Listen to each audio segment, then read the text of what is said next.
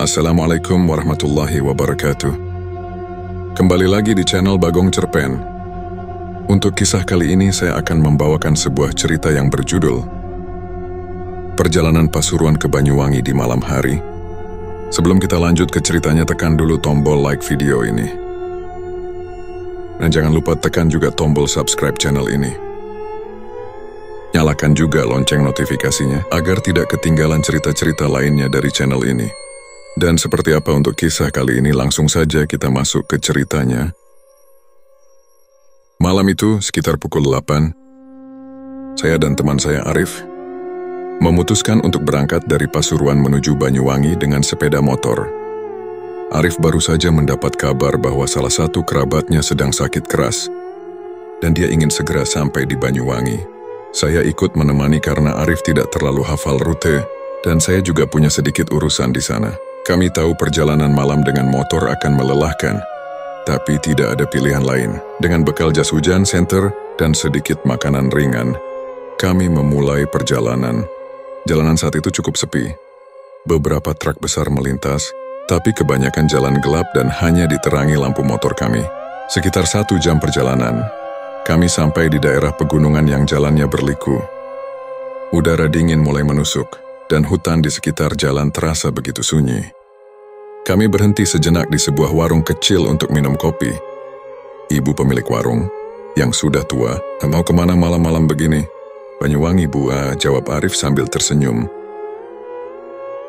"Hati-hati di jalan, terutama nanti setelah melewati hutan. Jangan berhenti kalau dengar suara aneh," katanya sebelum kami pergi. Kami hanya saling pandang dan tertawa kecil, menganggapnya sebagai nasihat biasa. Setelah itu kami melanjutkan perjalanan. Semakin malam, jalanan semakin sunyi. Kami kini berada di sebuah jalur yang dikelilingi hutan lebat. Lampu motor kami menjadi satu-satunya penerangan. Saat melewati tikungan tajam, Arif tiba-tiba memperlambat motor. "Dengar nggak?" tanya Arif pelan. Saya memasang telinga, dan samar-samar terdengar suara seperti anak kecil tertawa. Suaranya jauh, tapi semakin kami melaju, suara itu justru terdengar lebih dekat, seperti mengikuti kami. Mungkin cuma suara angin. Kata saya, mencoba menenangkan Arif sekaligus diri saya sendiri. Tapi Arif terlihat gelisah. Dia menoleh beberapa kali ke belakang, seolah ada sesuatu yang mengikutinya. "Tutup kaca helm, jangan lihat ke belakang," katanya tiba-tiba dengan nada serius. Saya menurut tanpa bertanya. Meskipun bulu kuduk saya mulai meremang. Kami melanjutkan perjalanan dengan kecepatan sedang, berusaha fokus pada jalan di depan. Namun di salah satu tikungan tajam saya melihat sesuatu. Seorang perempuan berdiri di tengah jalan, mengenakan kain putih panjang. Rambutnya terurai menutupi sebagian wajahnya. "Arif, hati-hati!" teriak saya. Arif mengerem mendadak, hampir membuat motor tergelincir. Tapi anehnya, ketika motor berhenti, sosok itu sudah tidak ada. Jalanan kosong, hanya suara jangkrik dan angin yang terdengar. "Barusan kamu lihat kan?" tanya saya dengan suara gemetar. Arif mengangguk tanpa bicara. Wajahnya pucat dan tangannya sedikit gemetar saat kembali memegang setang motor. "Itu kita harus segera keluar dari sini, Wan," katanya singkat. Dan kami kembali melaju dengan kecepatan lebih tinggi. Saat motor melaju, saya mulai merasa sesuatu yang aneh. Punggung saya terasa berat, seperti ada yang menempel di sana. Saya mencoba mengabaikannya, berpikir mungkin ini hanya efek lelah. "Arif, berhenti sebentar," pinta saya. Arif menepi, dan saat saya hendak turun dari motor, saya mendengar suara lirih. "Jangan pergi."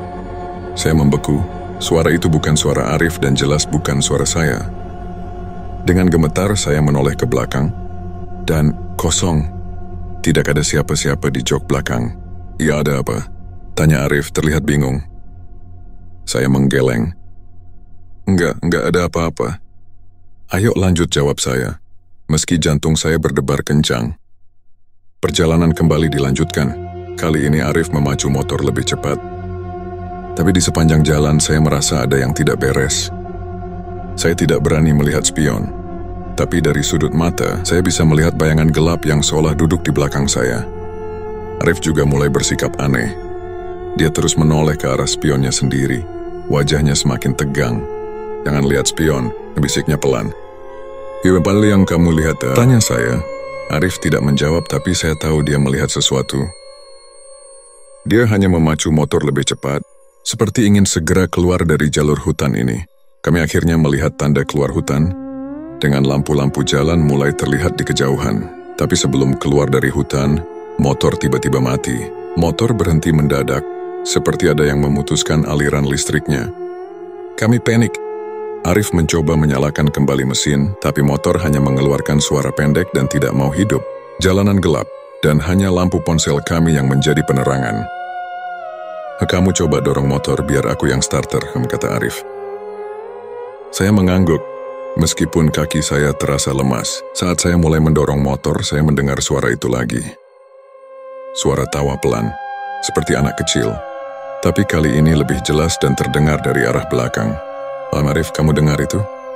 bisik saya. Arif menoleh dengan wajah tegang. "Ya, tapi jangan berhenti." "Dorong terus, Dad." Suara tawa itu semakin keras, dan kini disusul dengan suara langkah kaki di sekitar kami. Seperti ada banyak orang yang berjalan mengelilingi kami, tapi saat kami menoleh ke kiri atau ke kanan, tidak ada siapapun. Arif akhirnya berhenti mencoba menyalakan motor dan berdiri diam. "Kita diam dulu. Jangan bergerak," katanya pelan.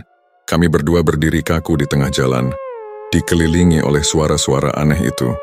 Saya mulai merasa punggung saya kembali berat,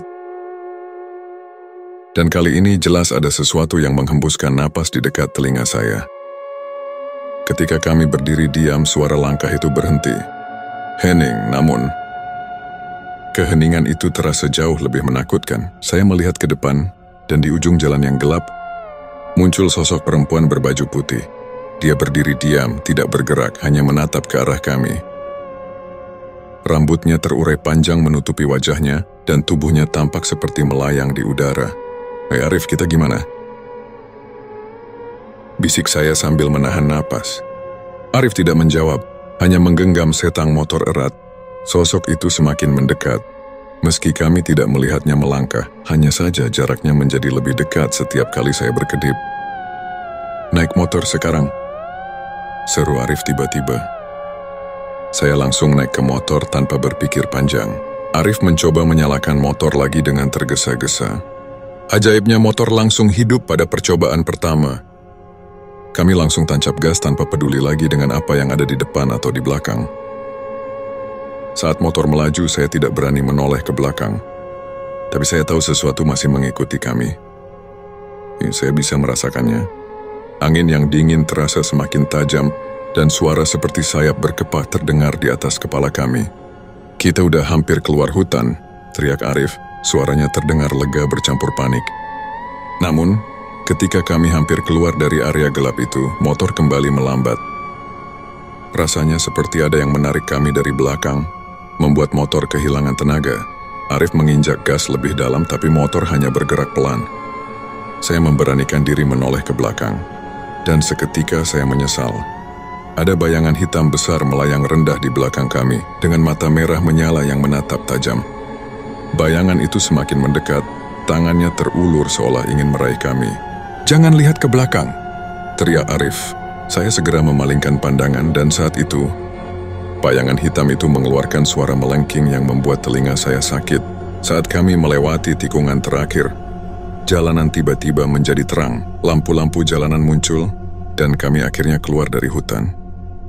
Motor kembali melaju kencang tanpa hambatan, seperti terlepas dari sesuatu yang berat. Kami berhenti di sebuah pom bensin yang masih buka. Saya turun dari motor dengan kaki gemetar, sementara Arif langsung duduk di pinggir jalan tanpa berkata apa-apa. "Sumpah, aku nggak mau lagi lewat situ malam-malam," kata Arif dengan suara lemah. Saya hanya mengangguk, mencoba mengatur napas. Tapi kemudian saya merasakan sesuatu yang aneh. Jaket saya terasa lebih berat dari biasanya. Ketika saya merogoh kantong jaket, saya menemukan sesuatu yang dingin dan lembab. Ketika saya mengeluarkannya, itu adalah segumpal rambut hitam panjang, basah seperti baru saja terkena hujan. Saya langsung melempar rambut itu ke tanah sambil menahan napas. "Arif, lihat ini," seru saya, sambil menunjuk ke arah gumpalan rambut hitam yang kini tergeletak di dekat motor. Arif menoleh, wajahnya pucat pasi. "Dari mana itu?" Tanyanya panik. "Sumpah, aku nggak tahu. Tadi ada di kantong jaketku," jawab saya dengan suara gemetar. Kami berdua terpaku menatap rambut itu. Anehnya, rambut itu tidak diam di tempat. Rambut itu perlahan bergerak, seperti ada yang menariknya kembali ke arah hutan. Tidak butuh waktu lama, rambut itu lenyap dalam gelap, seolah tertelan bayangan pepohonan di kejauhan. Arif berdiri dan langsung menarik saya masuk ke area pom bensin. "Kita tunggu di sini sampai pagi," berkatanya tegas. Di dalam pom bensin ada sebuah warung kecil yang menjual kopi dan mie instan. Pemiliknya adalah seorang pria tua dengan wajah ramah. Melihat kondisi kami yang kelelahan dan tampak ketakutan, dia bertanya, "Rona, kalian dari mana?" "Kok kayak habis lari dikejar hantu?" Saya dan Arif saling pandang, ragu-ragu untuk menceritakan apa yang baru saja terjadi. Tapi akhirnya Arif menjawab pelan, "Kami dari Pasuruan lewat hutan." Motor tiba-tiba mati. Pria tua itu mengangguk, ekspresinya berubah serius. "Pasti kalian lewat jalan itu ya, yang sering disebut jalan sepi." Sudah banyak yang cerita, kalau lewat situ malam-malam sering ada yang ikut. "Ikut? Maksudnya apa?" tanya saya, merasa bulu kuduk kembali berdiri. Kadang dia cuma duduk di belakang, kadang juga menyelipkan sesuatu di jaket atau tas orang. Tapi selama kalian gak berhenti lama di tengah jalan, biasanya gak apa-apa. Ya, jelas pria itu sambil menyeruput kopinya. Siapa handi dia make that Tom harus berkata apa. Tapi Arif tiba-tiba berdiri, melihat ke arah motor kami yang diparkir di luar warung. "Ya, apaan itu?" nebisnya. Saya mengikuti arah pandangan Arif. Jok motor kami yang sebelumnya bersih, kini penuh dengan bekas-bekas jejak tangan kecil, seperti tangan anak-anak yang baru saja bermain lumpur. "Kamu yakin jok itu bersih tadi?" tanya Arif meskipun dia sudah tahu jawabannya. "Sangat yakin," jawab saya, merasa dada saya semakin sesak. Pria tua di warung itu mendekati kami, melihat jok motor dia menghela napas panjang. "Sepertinya kalian memang membawa tamu dari sana," katanya sambil menggeleng pelan. Saya tidak tahu harus merespons bagaimana. Arif hanya berdiri mematung, sementara pria itu kembali berbicara. "Kalau kalian mau pergi, tunggu sebentar." Dia masuk ke dalam warungnya, lalu kembali membawa sebotol air putih yang diberi doa. "Percikan ini ke motor kalian. Jangan lupa baca doa sebelum melanjutkan perjalanan. Tamu itu akan pergi sendiri kalau dia tahu kalian tidak takut. Dabbo." Setelah mengikuti saran pria tua itu, kami memberanikan diri untuk melanjutkan perjalanan. Jalanan setelah pom bensin lebih ramai, dengan beberapa truk besar yang melintas. Tapi meskipun sudah jauh dari hutan, suasana mencekam masih terasa. Saat kami melewati sebuah persimpangan, tiba-tiba saya melihat sesuatu dari sudut mata. Di pinggir jalan, berdiri sosok perempuan berbaju putih yang tadi kami lihat di hutan. Dia berdiri diam menatap lurus ke arah kami. "Arif, lihat itu!" seru saya, tapi kali ini Arif tidak bereaksi. Dia terus memacu motor tanpa menoleh sedikit pun. Saya mencoba menoleh ke belakang, tapi sosok itu sudah tidak ada. Entah kenapa perasaan saya mengatakan bahwa perjalanan ini belum benar-benar selesai. Kami akhirnya tiba di Banyuwangi sekitar pukul 4 pagi, dengan tubuh lelah dan pikiran penuh pertanyaan. Sesampainya di rumah kerabat Arif, kami langsung disambut oleh seorang wanita tua yang tampak mengenal Arif dengan baik. "Ada apa kalian? Wajah kalian seperti baru saja melihat setan," katanya dengan nada bercanda. Arif hanya menggeleng, tidak berkata apa-apa. Tapi saat dia hendak duduk, wanita tua itu tiba-tiba berhenti, menatap punggung jaket Arif dengan ekspresi aneh. "Ya Arif, lepas jaketmu," pintanya. Arif menuruti permintaannya. Ketika jaket itu dilepas, kami semua terdiam. Di bagian belakang jaketnya, ada bekas telapak tangan besar, berwarna hitam legam, seolah terbakar ke dalam kainnya. Wanita tua itu hanya menggeleng pelan. "Kalian bawa pulang sesuatu? Kita harus bersihkan ini dulu sebelum kalian istirahat." Setelah kami membersihkan diri dan sedikit tenang, saya dan Arif duduk bersama kerabatnya, Bu Siti. Seorang wanita paruh baya yang tampak bijaksana. Meski lelah, saya merasa perlu menceritakan apa yang kami alami sepanjang perjalanan. "Bu, tadi di jalan kami mengalami hal aneh," Wedi kata saya, membuka percakapan. Bu Siti tampak tertarik tapi tidak kaget. Ceritakan. Saya sering dengar kisah serupa dari orang-orang yang melewati jalur itu, katanya sambil menyeduh teh hangat untuk kami. Saya mulai bercerita tentang suara tawa anak kecil di hutan, sosok perempuan berbaju putih, hingga rambut basah di kantong jaket. Bu Siti mendengarkan dengan serius, sesekali mengangguk tapi tidak terlihat terkejut. Saat saya selesai, dia menghela napas panjang. Apa kalian tahu daerah hutan yang kalian lewati itu memang terkenal angker? Orang-orang sini menyebutnya jalur alas. Sepi. Banyak kejadian serupa yang dialami oleh pelintas, terutama mereka yang lewat saat malam hari. Saya menatap Bu Siti dengan penasaran. Apa ibu pernah dengar cerita lain? Bu Siti mengangguk. Bukan hanya dengar, saya sendiri pernah mengalaminya. Itu terjadi bertahun-tahun lalu, waktu saya dan almarhum suami pulang dari acara di Malang, Tebar. Yang waktu itu kami naik motor juga. Sama seperti kalian. Perjalanan sudah cukup malam, hampir pukul 10, jalannya sepi, dan kami memutuskan untuk lewat jalur hutan itu karena dianggap lebih cepat. Awalnya semua berjalan lancar, tapi sekitar setengah perjalanan motor kami tiba-tiba mati. Sama sekali tidak mau hidup, padahal motor itu baru diservis beberapa hari sebelumnya. Kami turun dari motor, mencoba mengecek mesin. Saat itu saya mulai merasa tidak nyaman. Udara terasa sangat dingin, tapi bukan dingin biasa. Rasanya seperti ada sesuatu yang mengawasi kami dari dalam hutan. Kemudian dari arah kanan jalan terdengar suara perempuan menangis. Suaranya pelan, tapi lama-lama makin keras seperti mendekat ke arah kami. Saya langsung merinding dan memegang lengan suami saya erat-erat. Jangan pedulikan, kita coba dorong motor. Kata suami saya waktu itu. Kami mulai mendorong motor perlahan, tapi suara itu semakin keras, dan ketika saya tidak sengaja menoleh ke arah hutan, saya melihatnya, seorang perempuan dengan rambut panjang berdiri di balik pepohonan. Wajahnya samar, tapi sorot matanya tajam menatap ke arah kami. Suami saya juga melihatnya. Dia langsung membaca doa dengan suara pelan, tapi perempuan itu tidak pergi.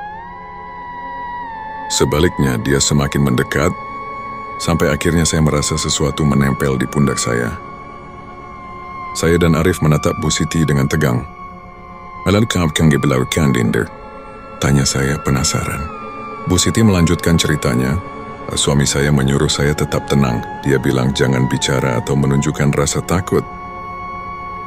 Kami terus mendorong motor sampai akhirnya, entah bagaimana motor itu menyala lagi. Tapi saat kami naik motor dan mulai jalan, saya bisa merasakan ada yang duduk di belakang saya. Rasanya berat sekali seperti membawa 2 orang tambahan. Kau. Bu Siti menggenggam cangkir tehnya erat, suaranya sedikit bergetar. Ketika kami sampai di rumah, beban itu langsung hilang. Tapi keesokan paginya, kami menemukan kain putih lusuh tergantung di pegangan motor. Kami membuang kain itu jauh-jauh, dan setelah itu tidak pernah ada gangguan lagi. Saya dan Arif terdiam. Cerita Bu Siti begitu mirip dengan apa yang kami alami, terutama soal rasa berat di punggung dan suara-suara aneh. Sebenarnya mereka tidak selalu ingin mencelakai. Kadang mereka hanya ingin menumpang, kadang juga hanya ingin bermain-main. Tapi kalau kalian lewat jalur seperti itu lagi, terutama malam hari, ada beberapa hal yang harus diingat, kata Bu Siti.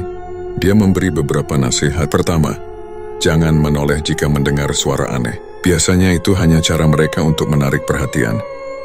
Kedua, jangan bicara sembarangan. Perkataan kasar atau meremehkan bisa membuat mereka merasa terganggu. Ketiga, bawa sesuatu untuk perlindungan. Seperti doa atau air yang sudah diberi doa untuk berjaga-jaga. Saya mengangguk, mencatat semuanya dalam hati. Terima kasih, Bu. Pengalaman ini benar-benar tidak akan saya lupakan, karena kata saya sambil menatap Arif yang masih terlihat termenung. Tidak apa-apa, Nak. Mereka hanya bagian dari dunia lain. Kita hidup berdampingan. Selama kita menghormati, mereka biasanya tidak mengganggu, jawab Bu Siti dengan senyum tipis. Setelah kejadian itu, perjalanan kami ke Banyuwangi seakan menjadi titik balik bagi saya dan Arif. Walaupun kami berdua masih sering teringat dengan kejadian yang mengerikan di jalan sepi itu, kami mulai menyadari bahwa pengalaman tersebut tidak hanya menguji ketahanan fisik dan mental kami, tapi juga memberi pelajaran berharga tentang rasa hormat terhadap hal-hal yang tak kasat mata.